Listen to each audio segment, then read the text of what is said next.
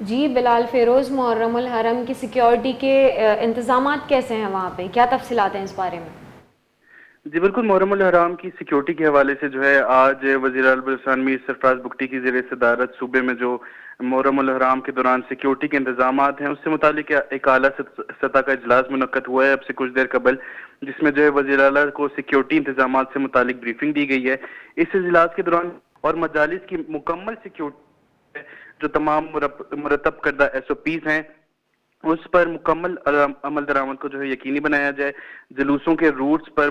مرتب کردہ security plan پر عمل درآمد کیا جائے، اور ساتھ ہی ساتھ انہوں نے جو ہے حکم جاری کیا ہے کہ ڈویژنل کمشنر جو ہے اپنے اپنے ڈویژن میں قانون نافذ کرنے والے اداروں کے ساتھ مل کر سیکیورٹی انتظامات کو مضبوط بنائیں اور رپورٹ جو ہے وزیر اعلیٰ سیکریٹریٹ کو ارسال کریں، جبکہ حساس اضلاع کی سیکیورٹی کو مزید مؤثر بنایا جائے۔ یہاں یہ بھی بتاتے چلوں کہ کوئٹہ میں محرم الحرام کے لیے ترتیب سیکیورٹی پلان کے تحت جو ہے شہر میں 1820 پولیس اہلکاروں کو تعینات کیا جائے گا۔ S S P operations Quetta Muhammad Baloch کے مطابق جو ہے شہر کی 52 امام بارگاہوں میں مجالس ہوں گی، جس میں سے 23 مقامات کو حساس ترین، 30 کو حساس جبکہ 24 کو نارمل قرار دیا گیا ہے، اور اسی نوعیت کے مطابق جو ہے امام بارگاہوں پر سیکیورٹی کی نفری تعینات کی جائے گی۔ ساتھ ہی امام بارگاہوں پر واک تھرو گیٹ نصب کیے جائیں گے اور مجالس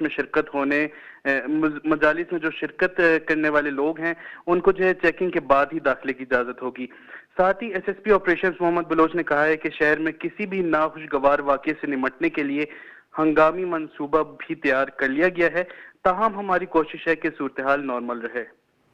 جی بہت بہت شکریہ بلال فیروز، ہمیں تفصیلات سے آگاہ کرنے کے لیے۔